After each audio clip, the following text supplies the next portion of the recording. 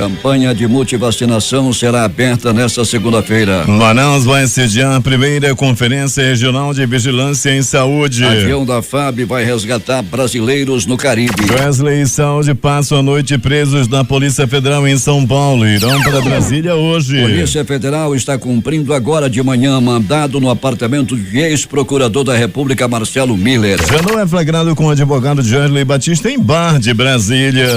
Nível técnico bate nível superior na retomada do emprego na indústria. Coreia do Norte ameaça Estados Unidos com o maior dos sofrimentos. A escalada da violência. Em Manicoré, padrasto degola bebê de 11 meses e é encontrado morto em delegacia. Morador de rua é morto a pauladas e golpes de faca. No Lago Azul, rapaz de 19 anos foi morto a tiros. No Tancredo Neves, homem foi executado com um tiro no coração nesta madrugada. Estas e outras notícias em detalhes agora no Jornal da Manhã. 5h48.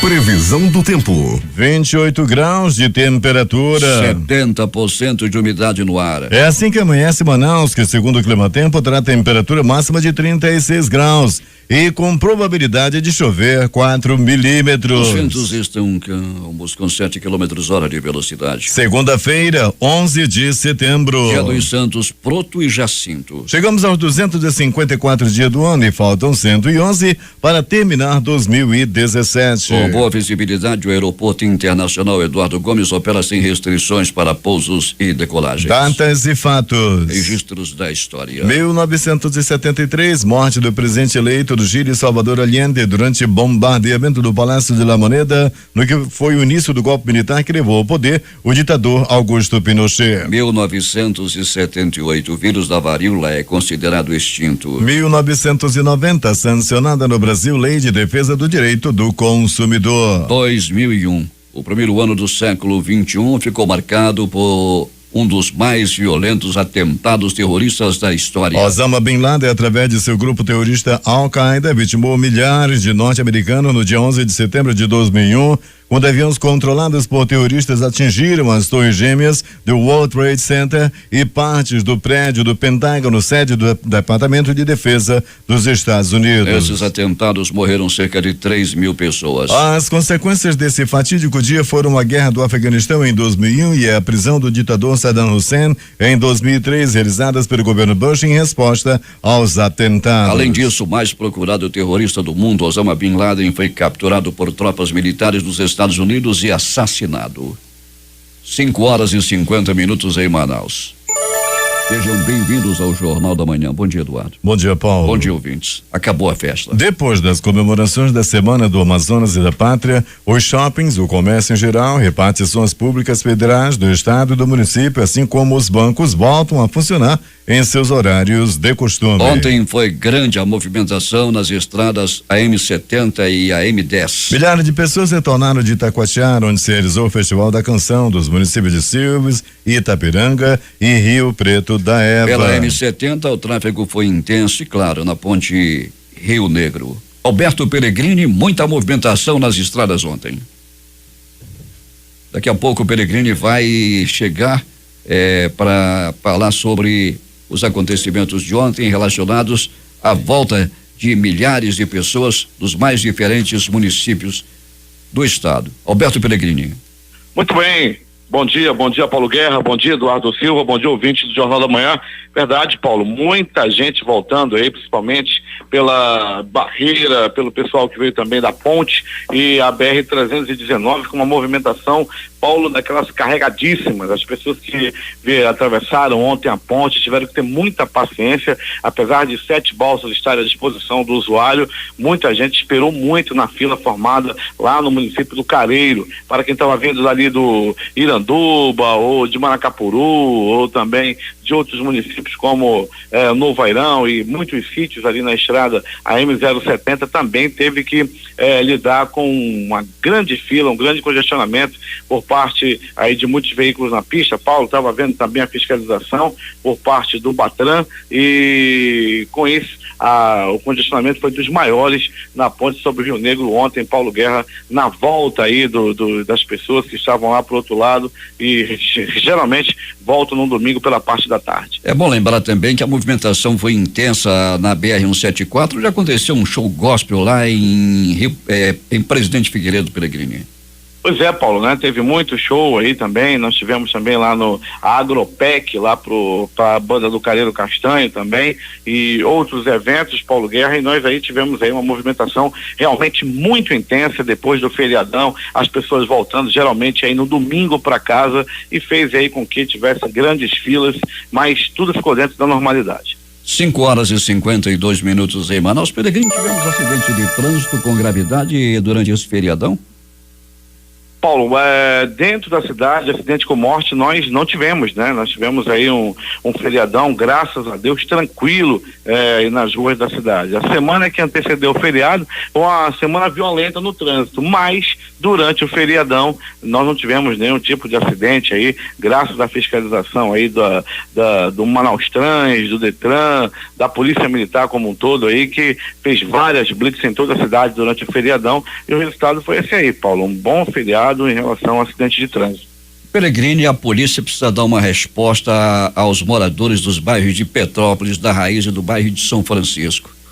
Bandidos travestidos de mototáxi, eles usam aquelas falas de mototáxi para assaltar pessoas.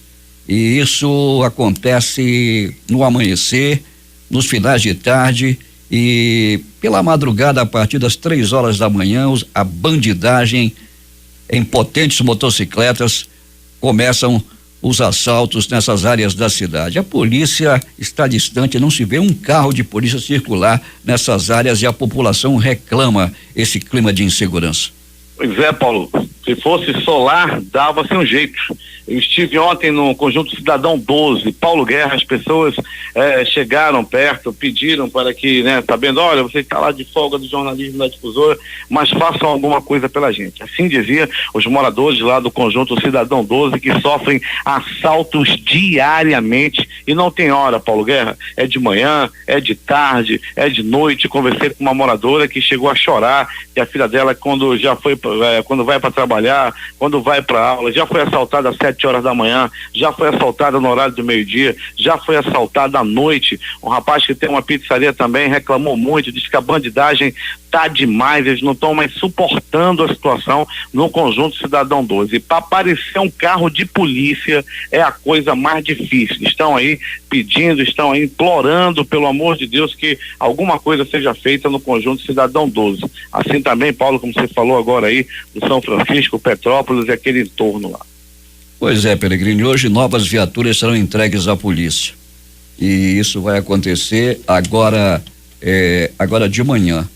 E a Secretaria de Segurança Pública vai realizar hoje a entrega de novas viaturas e munições à Polícia Militar. Serão 18 novas viaturas, olha essa marca, Renault, que irão integrar a frota da Polícia Militar. A Secretaria de Segurança Pública também recebeu, por meio de parceria com o setor privado, um veículo blindado para a Polícia Militar que deverá ser entregue em outra ocasião, uma vez que o carro forte está em processo de conclusão da identidade visual. E são poucos veículos, são poucas viaturas ainda para o tamanho da cidade, e enquanto isso a população vive à mercê da bandidagem, subjugada pelos bandidos, Peregrini. É preciso que se faça urgentemente sitiar alguns bairros da cidade, pelo menos uma vez por semana, dar uma sitiada nos bairros, e há também de se fiscalizar os mototáxis, porque tem muita gente fardada aí de mototáxi assaltando. Não são os profissionais mototáxis, mas tem muita gente que arranja a farda de mototáxi e sai por aí a assaltar. Uma moça pegou um mototáxi no bairro da Compensa, foi levada para um outro local e foi estuprada por 2 homens, pelo mototaxista, o mototaxista e um outro homem que o aguardava lá para onde ele levou a moça, o que é bastante lamentável, Peregrini. É lamentável sim, Paulo, é lamentável pelas vítimas que sofrem os assaltos, que são estupradas e etc. E é lamentável por sim, Paulo, pela grande maioria, por 99% aí. Aliás, as mototaxistas não tem nenhum bandido. Tem bandido que se veste de mototaxista. É o que eu falei agora. Né? Foi o que você colocou e colocou muito bem, Paulo. E a gente fica, né, até com pena da categoria aqui. Esses caras se vestem de bandidos para assaltar aí na cidade. E tem também essa coisa, Paulo, uma blusa de mototáxi, você pode encontrar na zona norte e na zona leste da cidade, aquela blusa de manga comprida, escrito mototáxi, em qualquer lugar da zona leste da cidade, tá lá, pendurada no varal, assim, nas esquinas, R$15, qualquer pessoa, eu, você ou qualquer outra pessoa pode comprar uma camisa daquela e sair aí fazendo mototáxi à torta e à direita, ou fazendo também, Paulo Guerra, assaltos, se vestindo aí de mototaxista, devido à facilidade pela compra dessas blusas, Paulo, que deveria ser fornecida apenas para a categoria. Isso prejudica a categoria, inclusive, que as pessoas ficam temerosas de repente utilizar esse tipo de transporte. Mas Peregrino nos chama a atenção. O suspeito de degolar o enteado Vitor Emanuel, de apenas 11 meses, o Jackson Ferreira de Lima, lá no município de Manicoré, ele foi encontrado morto horas depois dentro de uma das celas do DIP lá do município, que na tarde de ontem. Existe a hipótese de que Jackson tirou a própria vida após se arrepender de ter matado a criança. E o pior é que muita gente, após a morte dele, se reuniu, queria tirar o corpo para tocar fogo, colocá-lo numa fogueira. Era tal a revolta da população lá em Manicoré, Peregrino.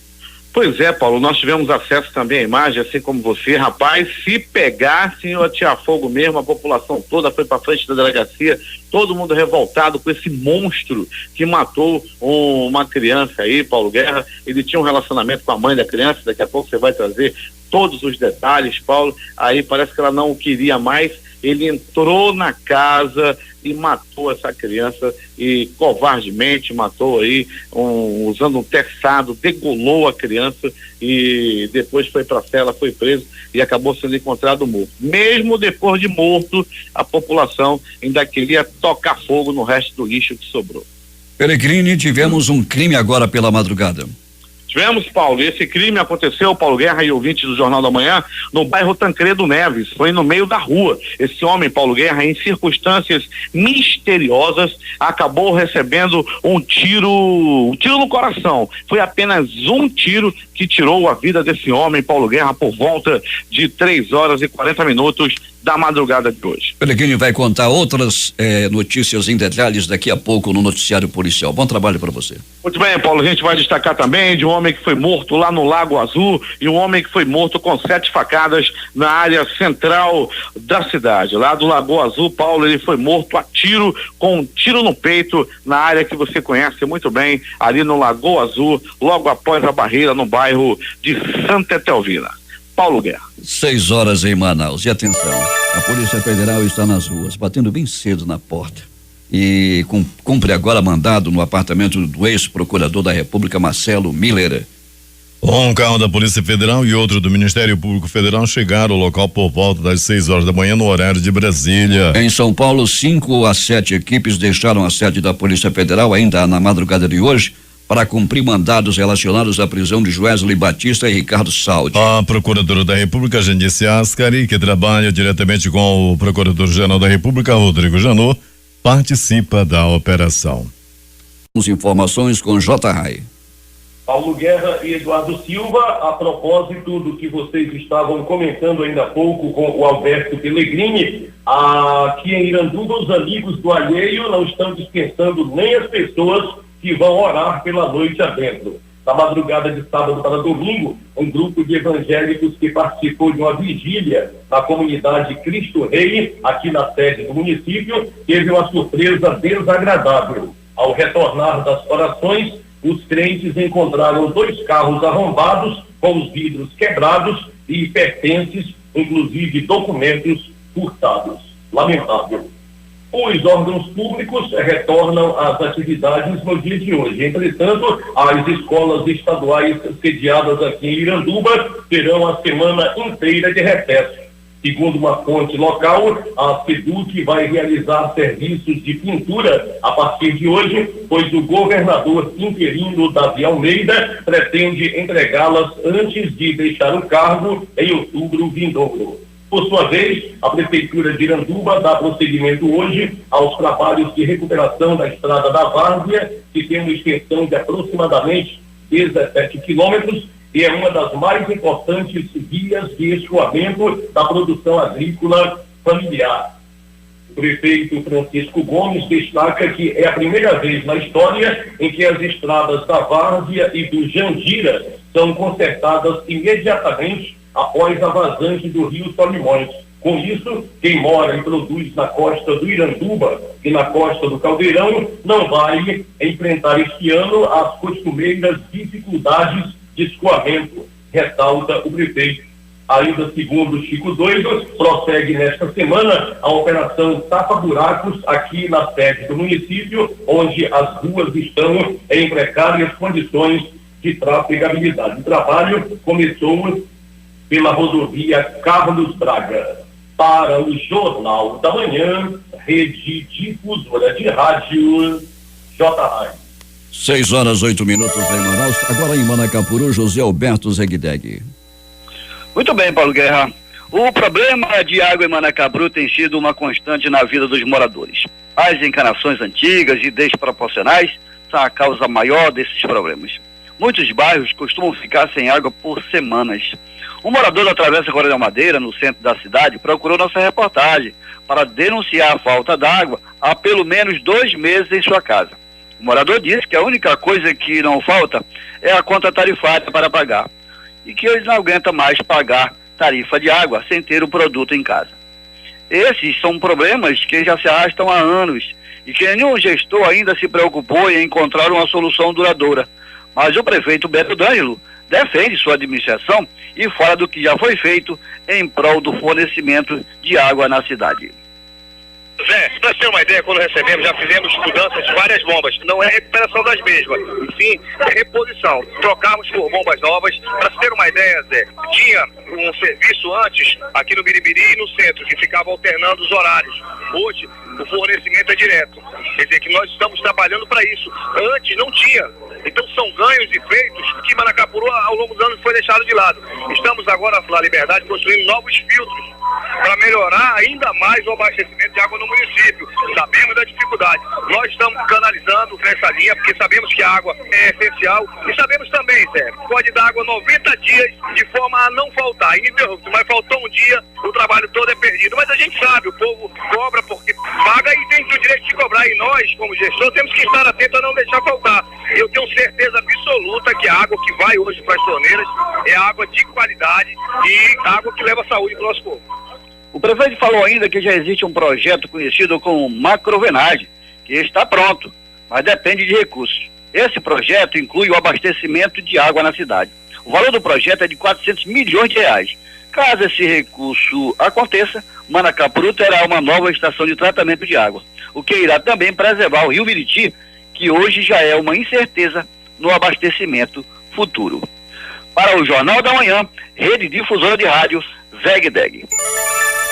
6h10 em Manaus. O Batalhão de Policiamento Ambiental apreendeu aproximadamente 800 quilos de pescado ilegal e mais 8 quilos de entorpecentes ontem. A ação ocorreu após uma denúncia. De acordo com o batalhão, policiais que faziam um patrulhamento na orla fluvial de Manaus abordaram uma embarcação que transportava cargas e passageiros de Marã para a cidade. Durante a ação, a equipe encontrou o transporte ilegal de 840 quilos de pirarucu seco e fresco. A espécie tem pesca proibida. Também foram apreendidos cerca de 8 quilos de entorpecentes, supostamente maconha. O dono do material não foi localizado. Toda a carga foi recolhida e levada ao primeiro DIP. O proprietário da embarcação de 35 anos foi detido e também conduzido à delegacia. A fase de remanejamento do projeto Bolsa Idiomas começa nesta segunda-feira e se estende até a quinta-feira, dia 14, em Manaus. Os 6.455 candidatos que ficaram na condição de reserva podem concorrer. Essa etapa é destinada apenas aos candidatos que tiveram um perfil socioeconômico aprovado, mas não integraram a lista da primeira chamada, divulgada no dia 24 de agosto por falta de vagas nas instituições ou horários escolhidos. Agora eles podem redefinir essas opções e conquistar uma das bolsas remanescentes. A Secretaria Municipal de Saúde abre inscrições nesta segunda-feira do processo seletivo simplificado para a contratação de médicos, veterinários, enfermeiros e técnicos de enfermagem. Não será cobrada a taxa de inscrição e só será possível se inscrever para uma das funções constantes no edital. São 223 vagas, sendo 3 para médicos veterinários, 20 para o cargo de enfermeiros, das quais uma para portadores de necessidades especiais e 200 vagas para técnico de enfermagem, sendo 100 para PNS. O contrato terá duração de 1 ano. Para todos os casos, a carga horária é de 40 horas semanais. Os salários para médicos veterinários e enfermeiros nível superior são de R$6.370,16 e para técnico de enfermagem nível médio,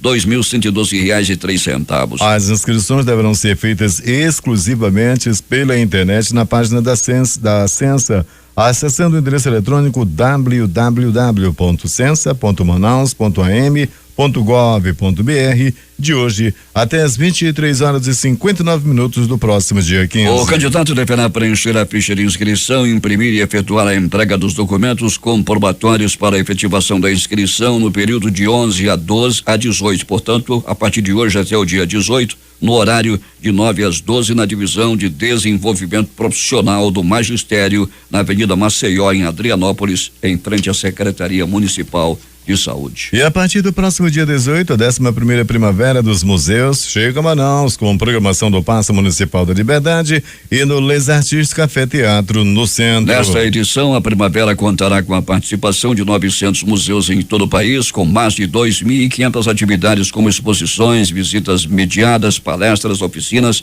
e exibição de filmes. O edital para o mestrado em Saúde, Desempenho Humano e Sociedade na Amazônia, voltado para atender profissionais da área de educação física e fisioterapia, será lançado neste mês. A previsão é que o edital seja publicado até o dia 20 e as aulas comecem já no mês de dezembro. O mestrado neste segmento será o primeiro no norte e nordeste do país. A primeira Conferência Regional de Vigilância em Saúde de Manaus e em torno trará o tema Vigilância em Saúde, Direito, Conquistas e Defesa de um SUS Público de Qualidade, nos dias 21 e 22 deste mês, para debate com representantes de 12 municípios do estado. O evento tem o objetivo de criar as diretrizes da Política Nacional de Vigilância em Saúde e o fortalecimento dos programas e ações de vigilância em saúde no âmbito do estado. Na ocasião serão eleitas 12 propostas para a etapa estadual da primeira Conferência Nacional de Vigilância em Saúde e eleitos 36 delegados para a defesa das propostas na etapa estadual. Além da capital, participam também os municípios de Altazes, Barcelos, Careiro da Várzea, Careiro Castanho, Iranduba,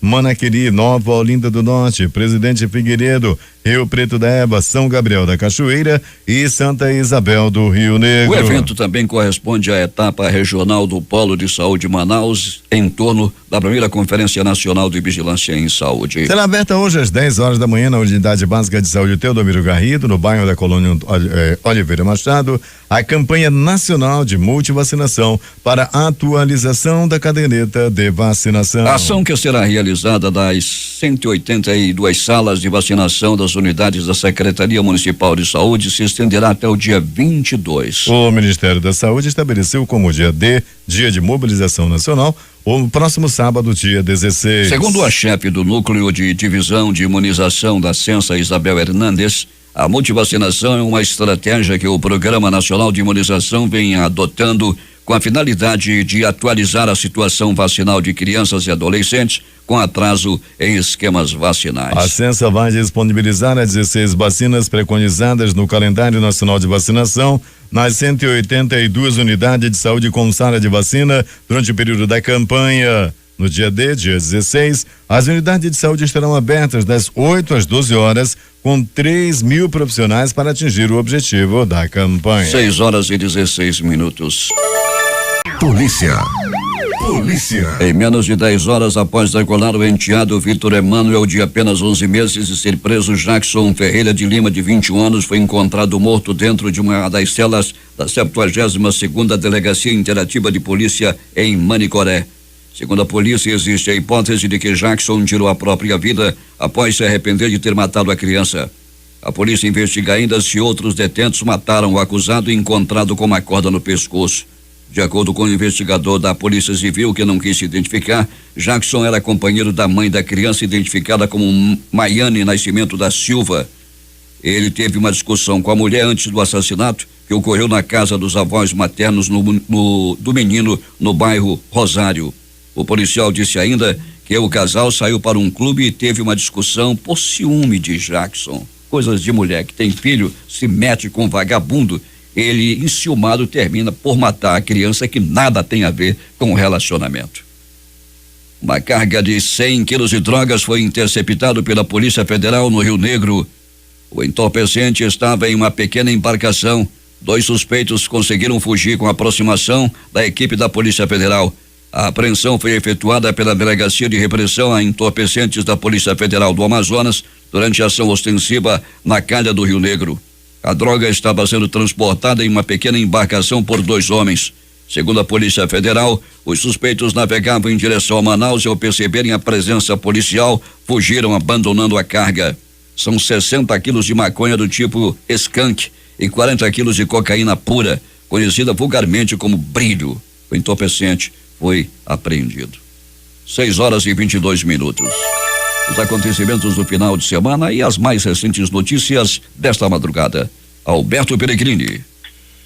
Muito bem, Paulo Guerra e ouvintes do Jornal da Manhã. Vamos dando início, ou melhor, continuidade ao nosso noticiário policial. Paulo Guerra e ouvintes do Jornal da Manhã. A apreensão de drogas, 40 quilos de, aliás, 840 quilos de pescado legal e mais de 8 quilos de maconha foram apreendidos domingo em uma embarcação na orla fluvial de Manaus por parte da PM. Segundo a PM, o barco foi fiscalizado pelo Batalhão Ambiental em ação conjunta com a Companhia de Cães da cidade. O cachorro da PM fez bonito, entrou na embarcação e descobriu onde estava escondido o pescado ilegal e também os 8 quilos de entorpecente. Mais uma ação aí da Polícia Militar na área de apreensão de droga. Grande trabalho.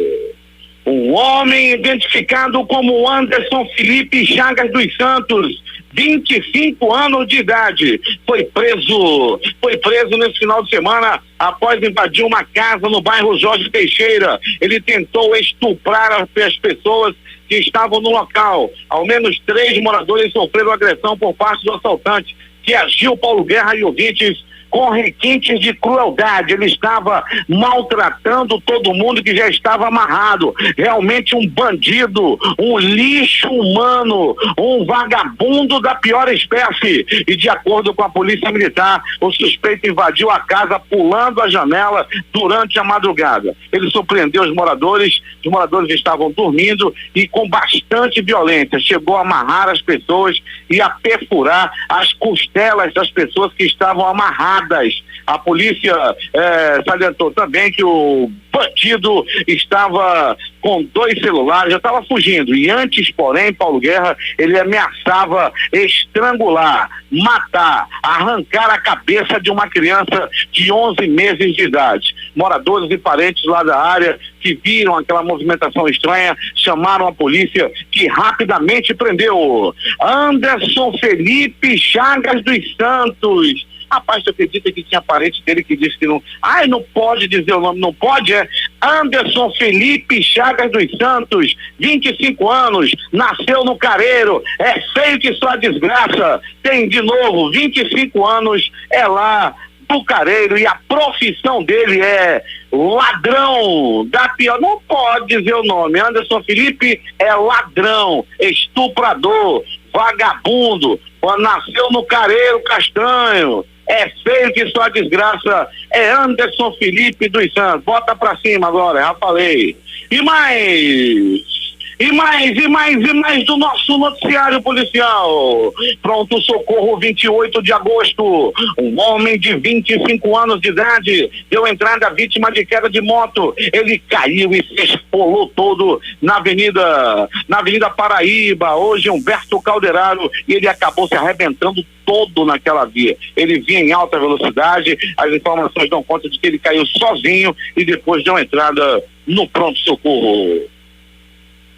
Pronto socorro, João Lúcio, vítima de facadas pelo corpo. Um homem até o momento não identificado dava entrada na madrugada. Ele levou 2 facadas. As informações dão conta de que se trata de uma briga de bar, qual ele foi a vítima e ainda levou 2 facadas, 2 violentas facadas pelo corpo.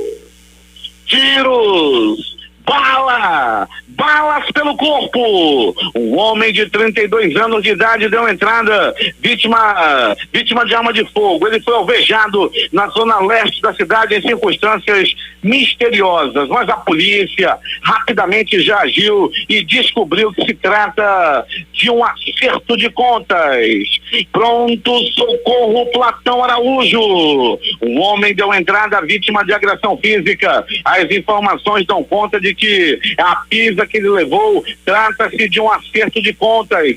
Um homem deu entrada, vítima de acidente de trânsito, uma queda de moto. Uma outra pessoa deu entrada, vítima de violência doméstica.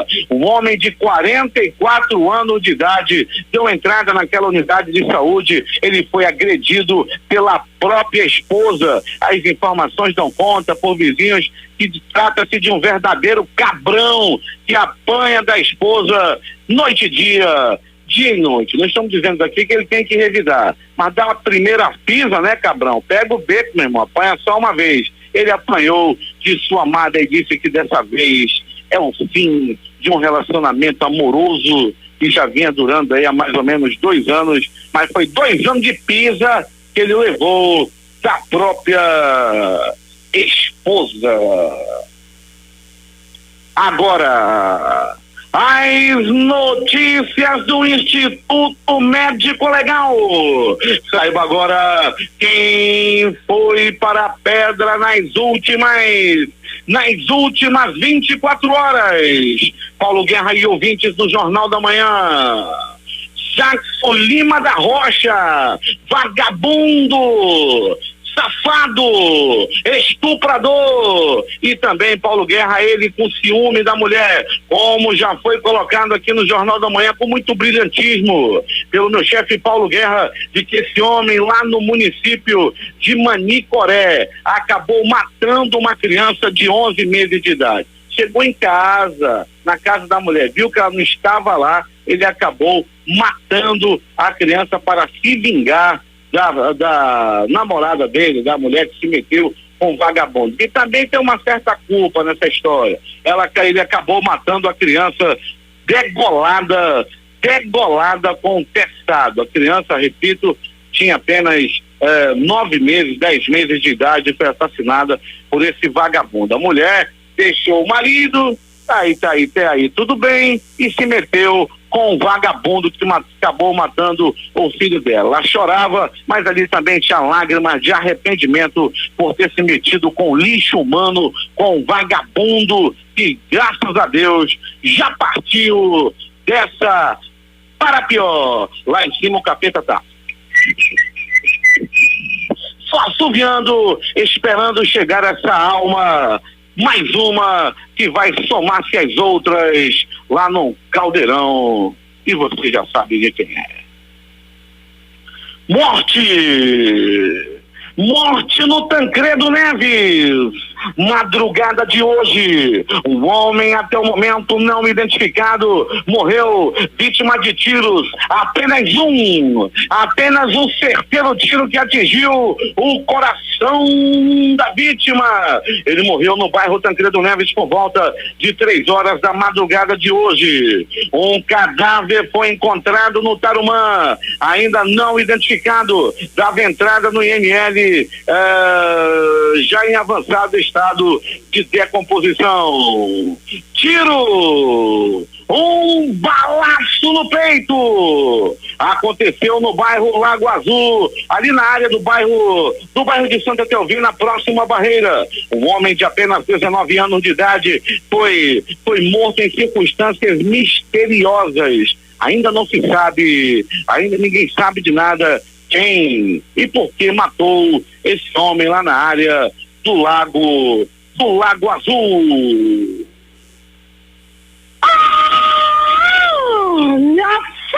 olha a faca, olha a faca, olha a faca, olha a morte. Um homem foi barbaramente, brutalmente assassinado com uma, duas, três, sete facadas pelo corpo, e como se não bastasse ainda uma paulada, ele estava sendo perseguido por 7 homens que o mataram no bairro de Educandos. Não se sabe ainda a motivação do crime, nem tampouco quem foram os homens que covardemente mataram esse homem com 7 facadas espalhadas pelo corpo. O Instituto Médico Legal realizou nas últimas 24 horas 52 exames de corpo de delito. Dentre eles, um homem que foi abusado sexualmente pelo próprio colega de copo. Eles se reuniram à tarde de ontem para beber. Beberam, encheram a cara. Um ficou mais bêbado do que o outro e desmaiou, apagou. O outro veio, mesmo bêbado, e o abusou sexualmente. Beber com o coleguinha é muito perigoso. Todo cuidado é pouco. A reportagem foi de Alberto Pellegrini para o Jornal da Manhã. Esportes. A arbitragem brasileira perdeu neste domingo um de seus nomes mais importantes. Morreu Oscar Scalfaro, representante do país no quadro de árbitros da FIFA entre a década de 1970 e 1980. Aposentado, ele tinha 80 anos e lutava contra um câncer há um certo tempo. O Operário do Paraná confirmou o título de campeão da Série D 2017 ontem no Germano Krieger. Mesmo com a vitória do Globo por 1-0, o Fantasma fez valer o placar de 5-0 conquistado no primeiro jogo para garantir o seu primeiro título nacional em 105 anos de história. A torcida do Botafogo deixou o estádio Newton Santos ironizando o Flamengo, que quando perde tenta desqualificar a vitória do oponente, justificando que levou a campo um time alternativo, e a realidade não foi essa. Assim diziam os irônicos torcedores. O Botafogo, com 2 gols de Roger, não venceu o Flamengo, derrotou o alternativo, que é o novo nome do Flamengo. Os jogos de ontem pelo Brasileirão: Botafogo 2, Flamengo 0. Vitória 2, Fluminense também 2. Santos 2, Corinthians 0. Chapecoense 1, Cruzeiro 2. Atlético do Paraná 1, Curitiba também 1. Esporte Clube Recife 0, em casa, Avaí 1. Encerrando a rodada, um jogo isolado hoje às 20 horas, vão se enfrentar Atlético Goianiense e Bahia. Últimas notícias. O Ministério da Indústria, Comércio Exterior e Serviços vai divulgar hoje os dados de exportações e importações da balança comercial brasileira. A indústria absorveu mais trabalhadores de nível técnico que de nível superior no primeiro semestre deste ano, aponta o levantamento do Sistema Nacional de Aprendizagem Industrial Senai, divulgado nesta segunda-feira. Segundo a pesquisa, atividades mais próximas à linha de produção, operadores, técnicos de manutenção e de vendas, por exemplo, voltaram a abrir vagas, enquanto as oportunidades para engenheiros e diretores continuam baixas. Das 10 áreas de engenharia pesquisadas, apenas 3 tiveram saldo de emprego positivo. O Brasil terá de qualificar 13 milhões de pessoas até 2020, disse o Senai.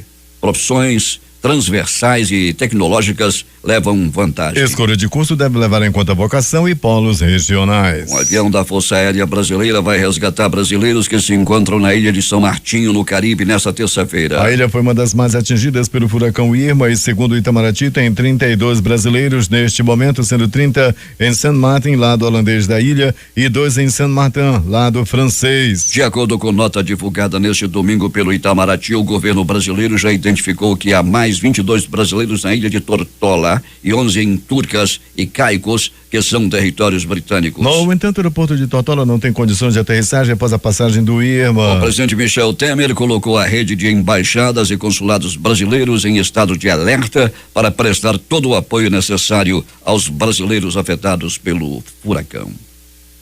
Subiu para 4 o número de mortos durante a passagem do furacão Irma pelos Estados Unidos. Outras 28 morreram no Caribe. Ontem o Irma perdeu força e foi rebaixado para a categoria 2. mais de 4 milhões ficaram sem luz na Flórida. A tormenta se aproxima de Tampa, na Flórida, mas perde força e caiu para a categoria 1, informou ainda há pouco o Centro Nacional de Furacões dos Estados Unidos. Por volta de 3 horas, a tormenta estava em 40 quilômetros de Tampa, com vento de até 135 quilômetros. O número de mortos em terremoto no México chega a 90. A autoridade dizem que quase 600 réplicas foram registradas desde a quinta-feira, incluindo uma de magnitude 5,2 da manhã do domingo. Terremoto de magnitude 8,1 atingiu principalmente os estados de Oaxaca, Chiapas e Tabasco. As autoridades da Tailândia detiveram um cidadão brasileiro no principal aeroporto de Bangkok, enquanto tentava entrar no país com 1,3 quilos de cocaína no estômago, informou hoje a polícia. A detenção aconteceu quando os oficiais identificavam o traficante graças a uma delação enquanto ele pegava a sua bagagem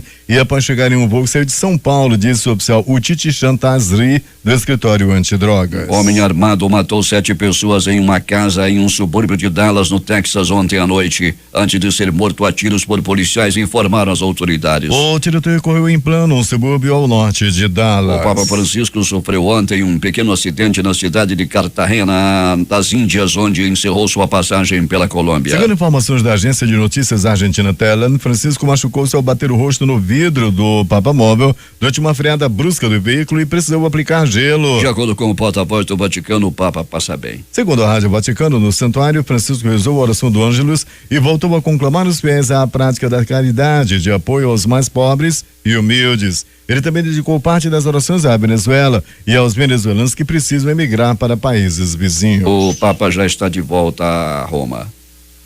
A Coreia do Norte advertiu nesta segunda-feira aos Estados Unidos que lhe infligirá o maior dos sofrimentos se Washington prosseguir exortando a ONU a endurecer suas sanções contra Pyongyang após seu 6º teste nuclear. Em comunicado reproduzido pela agência oficial KCNA, o Ministério Norte-Coreano das Relações Exteriores adverte que se Washington aplicar essa resolução ilegal sobre o endurecimento das sanções, a Coreia do Norte garantirá que os Estados Unidos paguem o preço. As medidas que adotarão vão causar aos Estados Unidos o maior dos sofrimentos e dores de toda a sua história. O mundo será testemunha de como a Coreia do Norte dobra os gangsters americanos, lançando uma série de ações mais duras do que se possa imaginar.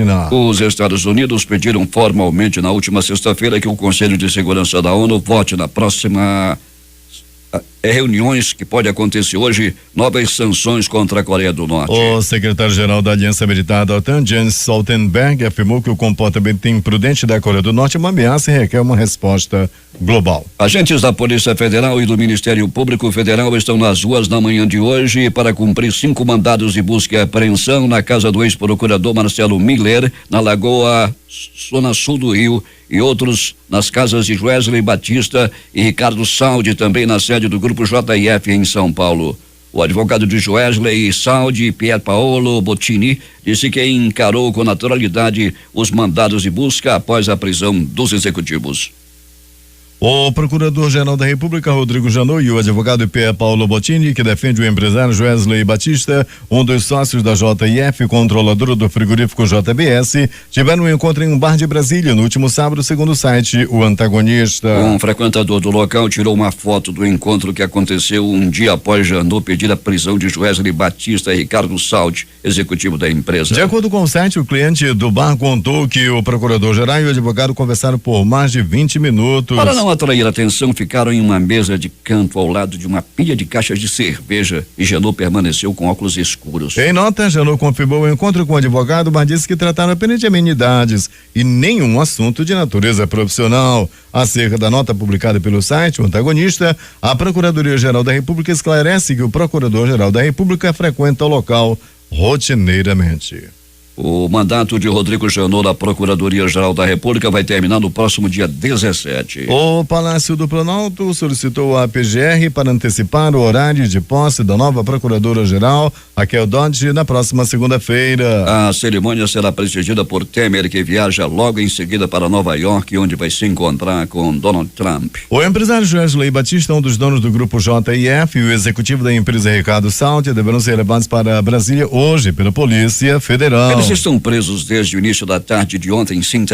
Eles se entregaram na sede da Polícia Federal em São Paulo, onde passaram a noite. Presos por ordem do ministro Edson Fachin e a pedido do Procurador-Geral da República, Rodrigo Janot, Eles deverão viajar em um avião da Polícia Federal e prestar depoimento em Brasília. Também devem fazer exame de corpo de delito para verificar em que condições foram detidos e permaneceram encarcerados em São Paulo. Deputados e senadores voltam a analisar nesta semana a proposta de reforma política. Estão em debate mudanças no sistema eleitoral, a criação de um fundo com recursos públicos para campanhas e o fim das coligações partidárias. Na pauta do Congresso também haverá espaço para discussões sobre a JIF, controladora do grupo JBS, com a possibilidade de convocação de envolvidos nas supostas irregularidades na delação premiada firmada com o Ministério Público Federal. Os principais jornais do país e seus destaques de capa nesta segunda-feira. O Globo do Rio de Janeiro. Joesley Saudi se entregam após Faquinha ordenar prisão. O Dia. Criminosos ateiam fogo em ônibus e atacam o PP após morte de suspeito. O Estado de São Paulo. Aliado de Temer no Congresso dizem que prisão enfraquece nova denúncia. Planalto Central, capital da República, Correio Brasiliense. Casal é rendido no núcleo Bandeirante com filho de 2 anos no carro. Valor econômico. Perto da costa oeste da Flórida, furacão Irma é rebaixado à categoria 3. Estado de Minas. Furacão Irma suga água do oceano e destrói Paraíso no Caribe. Jornal do Comércio no Recife. Avião da FAB vai resgatar brasileiros em Ilha do Caribe. Fortaleza Diário do Nordeste. PM é assassinado em tentativa de assalto em Fortaleza. 0 hora, Porto Alegre. Janot e advogado de Joesley são flagrados em bar de Brasília. Os jornais de Manaus trazem hoje esses destaques de capa. A crítica. Homem mata bebê de 11 meses com terçado. Agora. Padrasto da gola bebê e é encontrado morto em delegacia. Em tempo. ICMS de agosto registra alta em relação a 2016. Estas foram as principais notícias de ontem e as primeiras de hoje. Termina aqui o Jornal da Manhã. Participaram dessa edição reportagens José Alberto Zegdeg e J. Rai e a editoria de polícia com Alberto Peregrini. A operação de rádio Carlos Luiz Silva, Hernandes Sampaio e Hamilton Cabral. A apresentação Eduardo Silva e Paulo Guerra.